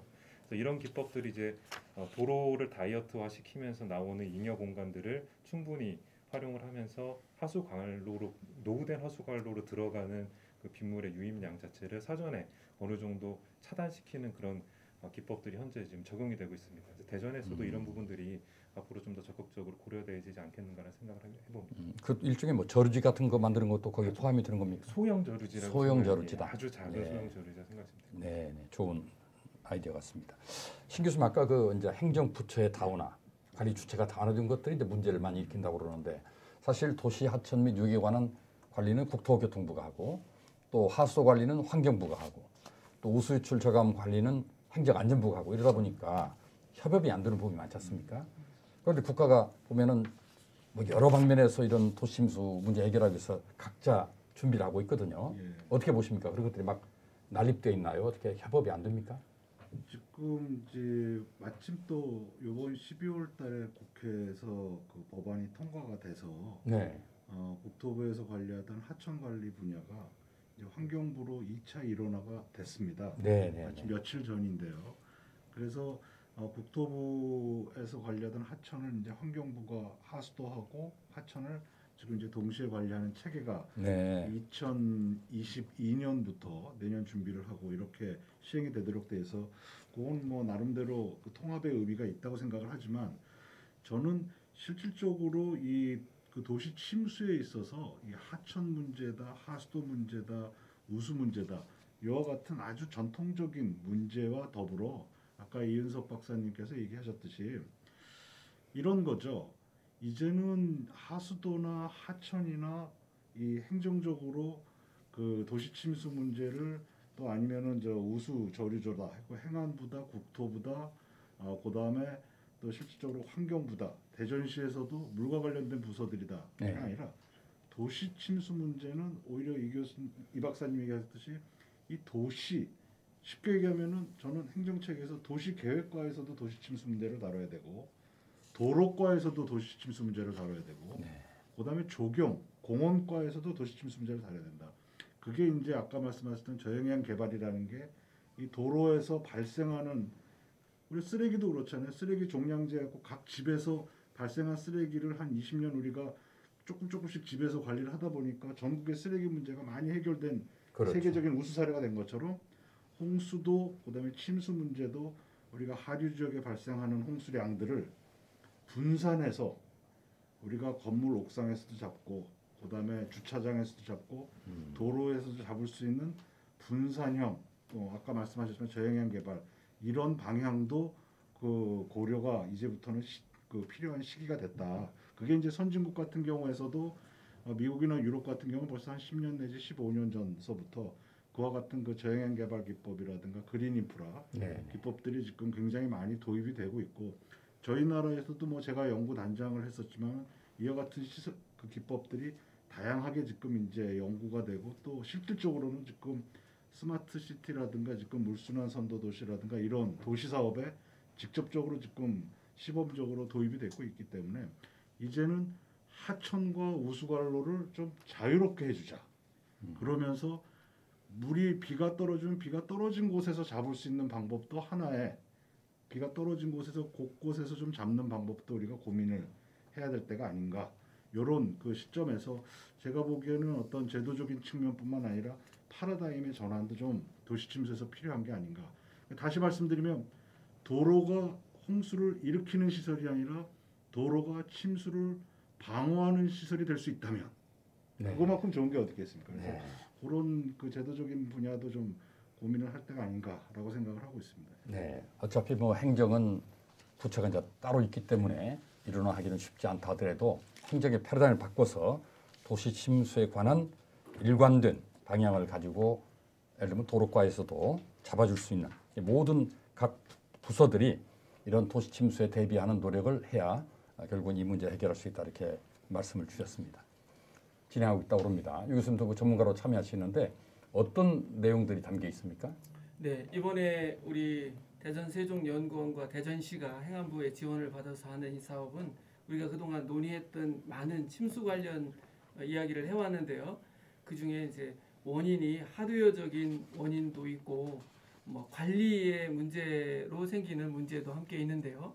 근본적으로 여기서 우리가 개발하려고 하는 시스템은 저지대 침수 문제를 뭐 근본적으로 해결하거나 무슨 관로나 이런 하드웨어적인 문제를 해결하는 것보다는 우리 그런 시설물들이 어디에 어떻게 있는지의 데이터베이스를 만들고 또 아까 우리 장 교수님 말씀하신 것처럼 기상 자료를 받아서 시뮬레이션 모델을 통해서 어느 지역이 침수가 예상되는지 그래서 강우 조건에 따라 실시간으로 예측을 해서 침수 예상 지역을 우리가 이제 사전에 좀 일찍 파악하는 문제 이런 것들을 할 수 있는 프로그램. 또 하나는 이제 시범 지역으로 되어 있는 몇 개 지역, 뭐 지하차도라든지 지하상가, 저지대, 또 하천 외수의 침수를 받는 그런 과거의 기록이 있는 그런 지점을 시범 지역으로 선정을 해서 그 지역에다가 여러 가지 계측 시설들을 첨단 IT 계측 시설들을 이제 심습니다. 그래서 거기로부터 실시간으로 데이터를 받아서 또 그 시뮬레이션한 결과랑 같이 조합을 하고 그래서 이걸 가지고 시민들과 관련 기관에 어느 부분에 침수가 얼마큼 일어날 건지 예측하는 일과 현재 상황이 어떻게 되어 있는지 이러면 지하차도가 물이 얼마큼 차 있는지 이런 것들을 실시간으로 정보를 제공하도록 하는 플랫폼을 만드는 거고요. 그런 자료들은 이제 소방방재청이라든지 대전시 ITS라고 하는 교통관제 시스템 이런 데로도 가고 또 민간 회사가 운영하긴 하는 게 많지만은 이제 우리 도로 주행을 돕는 내비게이션 시스템 이런 데도 이제 제공을 하고 또 시민들에게 핸드폰으로도 지역 맞춤형 이제 거리가 이제 모든 시민에게 닿으면 불편하니까 그런 지하차도가 있다면 지하차도 반경 뭐 500m, 1km 이렇게 우리가 선택적으로 그런 지역에 따라 맞춤형으로 정보를 제공할 수 있도록 그렇게 시스템을 만듭니다. 그렇게 함으로써 이런 자료를 기반으로 문제가 있는 시설들의 정부가 우선적으로 여러 가지 예산을 투입하고 개량하는 우선순위를 결정하는 뭐 의사결정 시스템에도 도움이 될 거고 시민들이 피부에 닿는 아마 그 편의를 제공받을 수 있어서 굉장히 모범적인 좋은 연구가 되지 않을까 생각합니다. 다만 이제 그 연구는 이제 연구 차원의 적은 예산으로 하는 거라 이제 시범지구 중심으로만 우선은 데모로 보여줄 거고요. 이제 앞으로도 뭐 기회가 되면 말씀드리겠지만 이제 이거를 전 지역에 확장할 수 있도록 이제 예산도 더 많이 확보하고 해야 되겠죠. 네. 그러니까 뭐 우리가 뭐 하수 관거를 개량한다 하는 그런 하드웨어가 아니고 이왕에 있는 여러 가지 그 애경부 시스템들을 잘 연결해서 네. 아주 그 애경부의 정확성을 높일 수 있는 기술 연계 네. 이런 것들에 초점이 좀 맞춰져 있군요. 네, 네. 역시 이제 애경부 시스템이 참 중요한데요. 선진국은 과연 어떤지 한번 알아보고 싶은데 참 일본은 애경부 시스템이 잘 됐을 것이다 이렇게 우리가 짐작을 하거든요. 왜냐하면은 자연재해가 많은 나라 일본 아니겠습니까? 그런 면에서 이현석 박사님 많은 연구를 했을 텐데 일본이 우리보다 이런 측면에서 도시침수 같은 측면에서 보다 나은 시스템을 갖고 있는지 우리 국내 기술 수준은 어느 정도일지 한번 좀 소개해 주시죠. 이미 예보에 관한 부분들은 장 교수님께서 깊이 있게 짚어주셨기 때문에 저는 경보에 관한 부분들을 좀 네. 사례를 들어서 말씀드려보고 싶은데요. 일본 케이스 같은 경우에는 재난에 관한 그 어떤 상황에 대한 전조 증상들을 문서화시켜서 매뉴얼화 시키고 있습니다. 이 매뉴얼화 시킨 내용들을 이제 아주 지역 작은 그 마을 단위까지 각 지역 주민들이 어떤 역할을 할 수 있게끔 롤을 다 정해놓고 있고요. 역할들에서 정해놓고 있고요. 어떤 전조 증상이 발생이 되면 그 롤에 따라서 사람들이 움직이게끔 체계화적인 어떤 그 직접 사람들이 몸소 움직여서 어떤 그 안전에 관한 체계들을 만들어 나가는 경보 시스템들을 갖고 있습니다. 그래서 어떻게 보면 사람과 사람들끼리 연결시켜서 서로 소통을 하면서 안전에 관한 대비들을 하는 시스템들을 어떻게 보면 우리나라보다 훨씬 좀 앞선 그 아주 체계가 깊은 매뉴얼들을 갖고 있다고 보고요. 시작은 이제 공무원 중심으로 시작을 하면서 민간 주민들까지도 자연스럽게 아주 신속하게 안전에 관한 부분들, 경보에 관한 부분을 전달합니다. 근데 미국 케이스 같은 경우에는 리질리언스 플랜이라는 것들이 지금 나타나기 시작하면서 마을에서 주로 일어나는 재해에 관해서 지역 주민들이 공유를 하고 있고 이 마을이 어떤 지점이 가장 약한지 취약한지에 대한 부분들 마을 사람들이 공유를 하고요. 어떤 사건이 재해가 발생이 됐을 때 맡은 바 임무를 다 각자 알아서 수행하도록 매주 모임을 갖는 그런 활동들을 하고 있습니다. 우리나라 같은 경우에는 이렇게 사람들이 직접 모여서 하는 것보다도 통신 기술이 굉장히 많이 발달되어 있기 때문에 이 통신 기술들을 적극적으로 활용을 하고 있다고 볼 수가 있죠.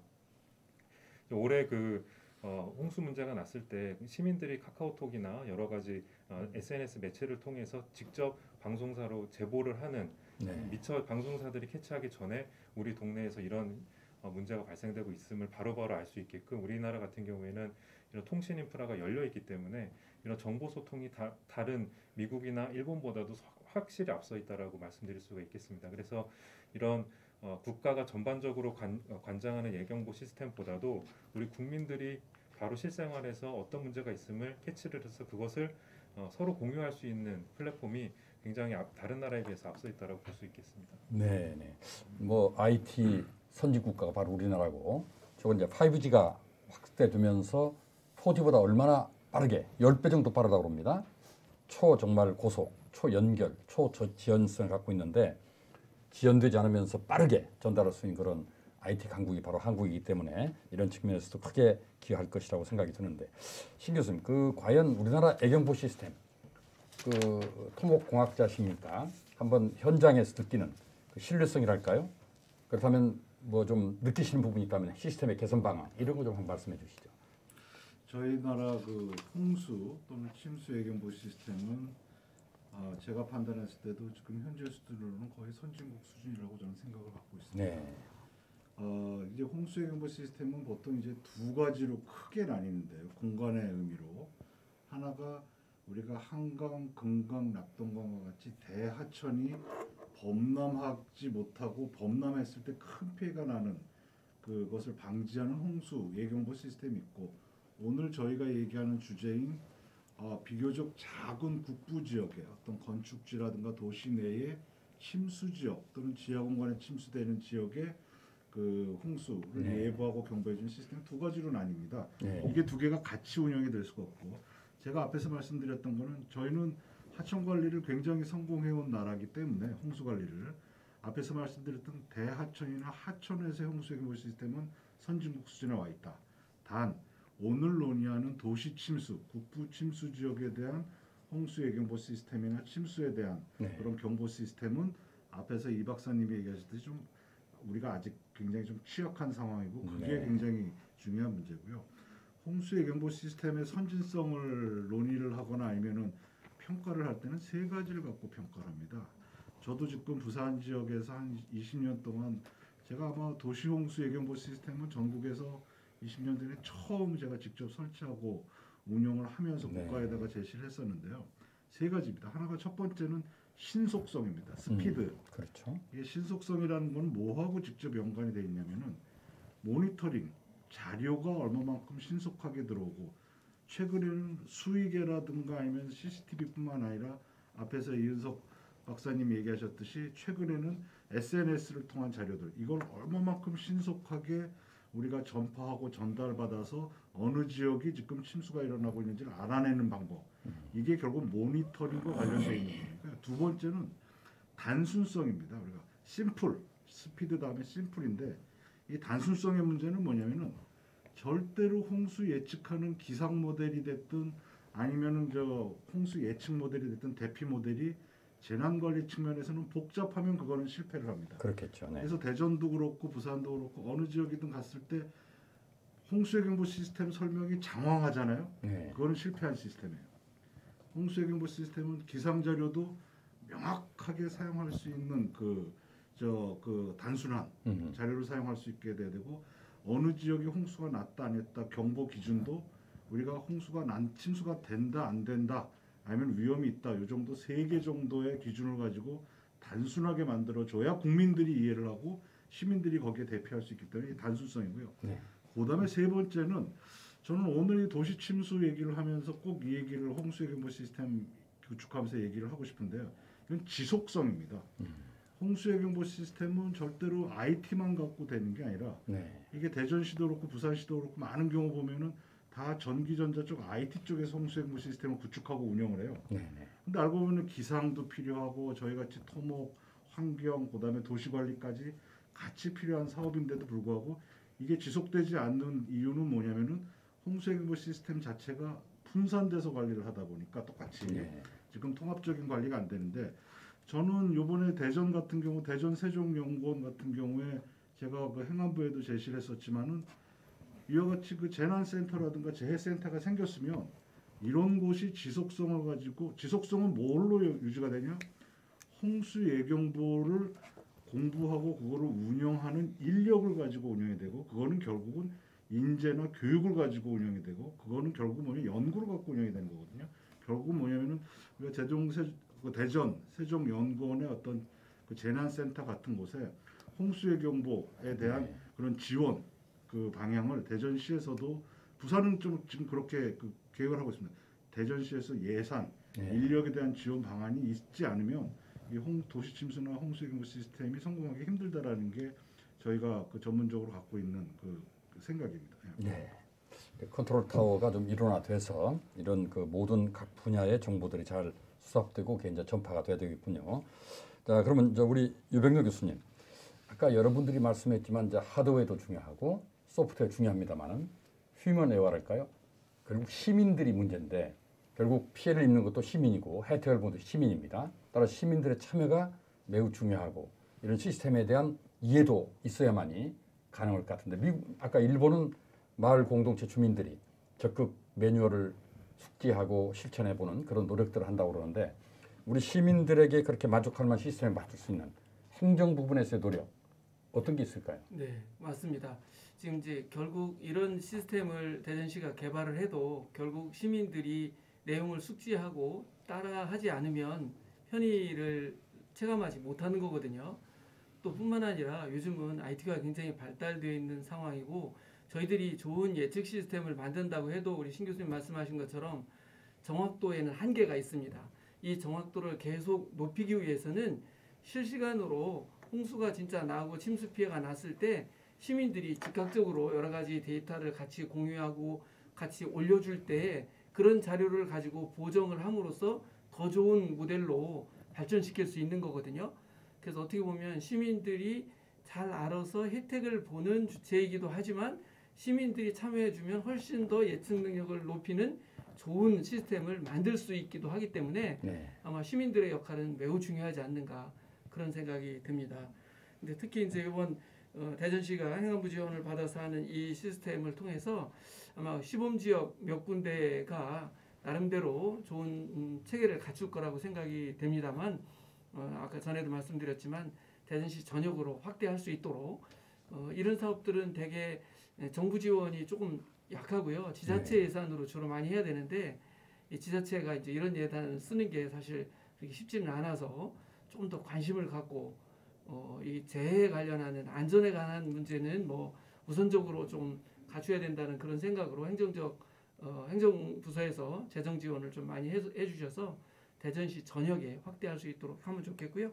우리 이 사업을 대전세종연구원이 하면서 행안부에서도 요청이 그런 부분이 있습니다. 대전이 시범 사업으로 정부 돈을 받아서 하지만 이게 전국에 있는 도시로 확장할 수 있도록 시스템을 좀 표준화해서 개발해 달라 이런 요청도 있어서 아마 대전이 그런 시범지구로서 먼저 선두에 가게 되면 굉장히 여러 가지 도시 이미지에도 도움이 되고 좋지 않을까 생각합니다. 네, 그러니까 그 동네에 사는 주민들이 그 여러 가지 도시 침수에 관한 기초 자료를 우리 시스템에 전달하고 그것들이 또 시민들에게 전달해서 피해를 예방할 수 있는 그런 행동도 이루어져야 되겠다 이렇게 생각이 드네요. 자, 그러면 오늘 저 대담을 좀 마치는 그런 시간이기 때문에 오늘 전반적으로 도시 침수 예방에 관한 여러 가지 방지 대책에 관한 말씀을 나눴는데 못하신 말씀 있으면은 한 분씩 나머지 시간을 좀 쓰도록 하겠습니다. 먼저 유 교수님께서 한번 좀 당부하고 싶거나 못하신 말씀 있으면 지금 뭐 4차 산업 시대, 혁명 시대다, 뭐 우주 시대다 이렇게 뭐 굉장히 첨단의 화려한 이야기를 하지만 비만 오면 상습적으로 모든 가전 도구 집안이 침수되는 그런 시민들이 늘 우리 주변에 있다고 하는 점을 우리는 잊어서는 안 될 겁니다. 특히 장기 가뭄이 요즘 계속되고 있는데요. 봄마다 이런 가뭄 때문에 식수를 걱정해야 되는 시민들도 늘 함께 있다고 하는 점, 이렇게 양극화되어 있는 문제들을 좀 많은 시민들과 국민들이 함께 공감을 해서 이런 부분에 재해 문제에 조금 더 국가가 관심을 가질 수 있도록 해주면 좋을 것 같고요. 근본적으로는 아까 우리 논의에서도 말씀 나왔지만 도시의 불투수면을 줄이기 위한 그 환경부의 예산이 이제 내년에 굉장히 많이 확대가 되거든요. 그런데 이건 워낙 많은 돈이 들어가는 거라 사실 그 돈 가지고 한다고 그래야 뭐 아주 일부분만 복원할 수 있을 텐데요.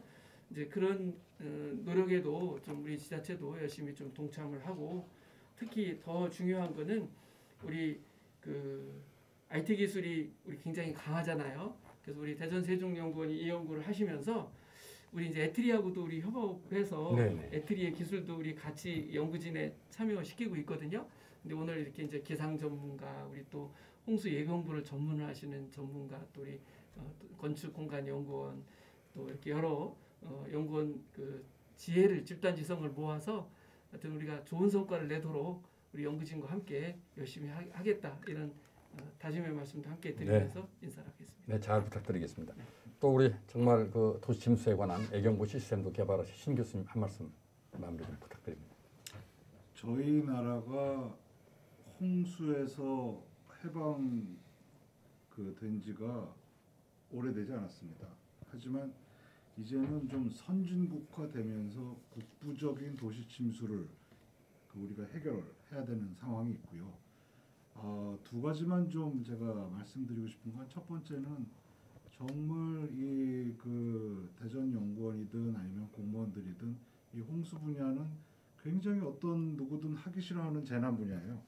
여기에서 일하는 사람들, 일하는 성과에 대해서 시민들이나 그 지자체에서 많은 격려와 아니면 지원 이게 없으면은 이 분야에 아무도 없습니다. 그래서 그와 같은 종사자들이나 아니면 전문가들에 대한 그 지원이 좀 필요하겠고요. 두 번째는 마지막으로는요. 어떤 기술보다도 도시 침수는 각각 어느 곳에서든 일어날 수 있기 때문에 이제는 정부나 지자체 노력도 중요하지만 민간, 각 시민들의 오늘 얘기했던 시민들의 각자의 노력이 필요합니다. 앞에서 제가 잠깐 말씀드리고 싶었던 게 뭐냐면은 우리가 쓰레기 종량제 하면은 쓰레기 각자가 잘 치우면은 쓰레기 문제 최근에 굉장히 많이 줄지 않았습니까? 그렇습니다. 똑같이 홍수 문제도 내 집 앞에, 내 건물 앞에, 내 주차장 앞에 있는 내리는 비는 내가 좀 조금 힘들더라도 민간 차원에서 그거를 잡아줄 수 있다라는 그런 나름대로 사회운동 또는 민간 차원의 참여가 벌어졌을 때 이 도시 침수 문제는 궁극적으로 우리가 선진적으로 해결할 수 있지 않을까라는 부탁을 드리면서 오늘 저 대담에 대해서 아주 좋은 대담 시간이었고 감사드립니다. 네, 이런 분야에 종사하는 분들에 대해서 이제 격려가 필요하고 그러면서 또 시민들의 또 참여가 중요하다 이렇게 말씀을 주셨네요. 우리 이은석 박사님도 좀 정리할 게 있으면 해주시죠. 도시 홍수, 도시 침수에 관한 문제는 우리가 양면적으로 같이 봐야 된다고 생각합니다. 그래서 위에서부터 하향식의 관점으로도 한번 볼 필요가 있고 아까 말씀드렸던 것처럼 기후 변화에 관한 이슈에서부터 시작해서 기상에 관한 어떤 특이점들이 최근 들어서 변화하고 있는 부분들을 우리 국가 차원이나 정부 차원에서 계속 모니터링하면서 우리 해당되는 우리 도시 지역에서 어느 위치들이 취약하고 있는지들을 공개를 하는 그런 작업들이 또 있어줘야 된다고 생각하고요. 또 아래서부터 위로 올라가는 방식으로 생각을 해보면 지금 두 교수님께서 말씀해 주셨던 것처럼 주민들이 내가 사는 도시는 내가 사는 마을은 내가 지킨다라는 관점으로 실제 내가 사는 마을이 어떤 지역이 위험성을 내포하고 있는지를 바로바로 서로 공유하는 그런 작업들이 같이 이루어져야 우리가 도시 안에서의 침수 문제라든지 이런 부분들을 사전에 예방할 수도 있고 또 큰 피해를 사전에 막을 수도 있는 아주 중요한 어떤 핵심이라고 저는 생각을 합니다. 그래서 오늘 굉장히 좋고 유익한 대담 시간이었다고 저는 생각을 하면서요. 이만 말씀 마치도록 하겠습니다. 네, 고맙습니다. 마지막으로 장은철 교수님 부탁드릴까요? 네, 도심 침수 문제를 다루면서 사실 집중호우라는 부분이 굉장히 중요하고 그렇기 때문에 또 강수의 예측성이라는 부분이 굉장히 중요할 텐데요.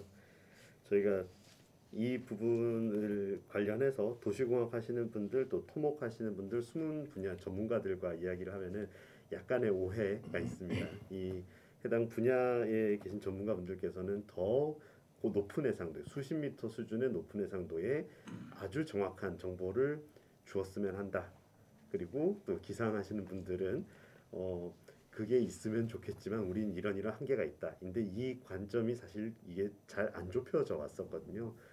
그렇기 때문에 저는 오늘 자리처럼 각 분야 전문가들 모시고 또 각자 분야에서 요구하는 정도 수준 그리고 또 어느 기상 쪽에서는 제공하는 자료의 정확도의 한계와 또 장점들에 대해서 이 이야기들을 나누고 자료를 또 계속 공유를 할 수 있어야 궁극적으로는 기상 분야는 또 이 예측 정확도를 높이기 위한 노력을 계속 할 거고 현재 상황과 수준을 또 사용하시는 응용 분야에서도 또 한계를 알고 또 사용을 해주시면 그만큼 또 좋은 결과를 도출하는 데 도움이 되지 않을까 해서요. 오늘 자리처럼 각 분야 전문가들께서 이야기를 나눌 수 있는 이런 자리가 앞으로도 지속적으로 계속 좀 있었으면은 이 도심 침수 문제도 좀 더 좋은 방향을 위해서 나아갈 수 있지 않을까라고 생각을 합니다. 네, 오늘 장 교수님도 혼자 할 수 없는 시대이기 때문에 다양한 전문가들이 모여서 융복합 연구적 시적이면 또는 학제적 연구를 통해서 문제 해결의 방향을 찾아보자. 좋은 말씀을 주셨고 오늘 기상 전문가, 녹색 건축 전문가, 또 그리고 토목 전문가, 그리고 수환경의 또 전문가 모이시니까 정말 다양한 측면에서 오늘 도시 침수 문제를 접근했던 것 같습니다. 정말 오늘 좋은 말씀 대단히 고맙습니다. 감사합니다. 네, 감사합니다. 네. 자, 여러분 과거 홍수는 주로 하천 범람 때문에 많은 피해를 입었고요. 최근에는 단기간 집중호우로 인해서 도시 지역에서 광범위하게 침수 피해가 빈발하고 있습니다. 전국 상습 수해지구 조사에 따르면 약 73%가 대부분 도시 홍수 피해로 확인되고 있습니다만은 아까 유 교수님께서 한 90%까지도 볼 수 있다 이런 말씀을 했습니다. 그 이유는 고밀화된 대도시에서 지하 공간을 많이 활용하다 보니까 지하철이라든지 지하 상가라든지 지하 주차장, 변전소, 공동구 이런 것들이 활용되다 보니까 지하 침수 피해가 급증하고 있습니다. 이런 걸로 인해서 도시 기능이 마비되고 인적 물적 피해가 복합적으로 발생하는데요. 아직 그렇지만은 이 분야에 대한 관심은 좀 덜한 것 같습니다. 또 지원도 부족합니다. 따라서 정부가 이 분야에 대한 반복적인 이런 그 현상을 지나치지 말고 지속적으로 지원하고 연구를 해야 될 것 같습니다. 우리는 지금 4차 산업혁명 시대에 살고 있습니다. 그리고 대전과 세종이 스마트 시티로 지금 발돋움하고 있습니다.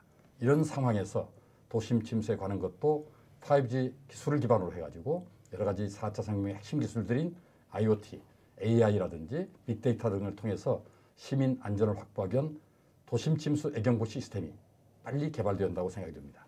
지금 도심지 침수 예방도 스마트 재해관리를 통해서 시민 안전에 기여할 때가 됐다고 생각합니다. 오늘 준비한 대담을 여기서 마치도록 하겠습니다. 여러분 대단히 고맙습니다. 수고하셨습니다. 고맙습니다.